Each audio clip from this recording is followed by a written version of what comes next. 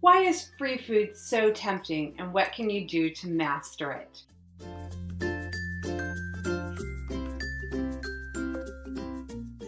The other day, my husband came home from work. He usually eats probably 95% of the time healthy, but he said, "Treva, I could not resist the donuts in the break room." What can I do about that? Why are donuts so tempting? Well, the problem is that free food itself is a very special reward to our brains. Let me explain. The subconscious habit part of our brain, what I call the assistant, it's actually an economist. So anthropologists, they have what they call the optimal foraging theory.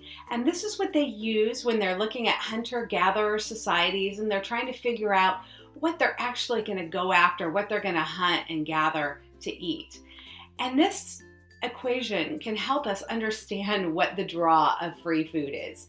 So the optimal foraging theory is the value of a food is equal to the calories ingested minus the calories expended over time. What that means is that your brain values foods that have a lot of calories, that don't take a lot of energy to get, and don't take a lot of time to pursue. Those foods have high value. So we saw this as an example in our home the other day.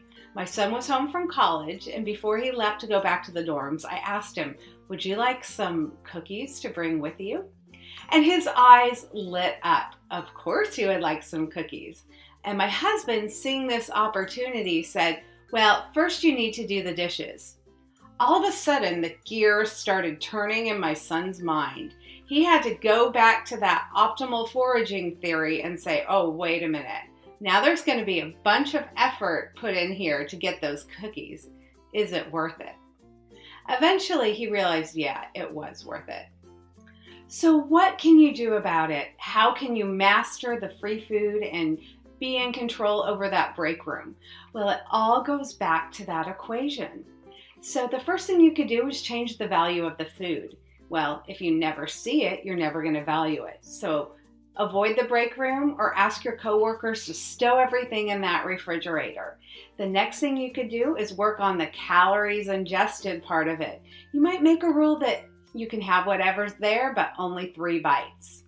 The other thing you could do is the calories of work that you need to get that food. You might make yourself have a rule, okay, I can have whatever I want, but I got to walk around the building 10 times first. The last thing we could work on is the time portion. You might make a rule that you can have whatever you want, but you got to bring it home and have it for dessert at home. So all these ideas are ways that you can change that equation. I'm sure you all have your own ideas, and I'd love you to share them below in the comments. If you like this idea and you want to learn more of how you can lose weight without dieting, check out my free guide, Eating Less, Feeling Full, Losing Weight, all starting with your dinner plate. Look for the link below.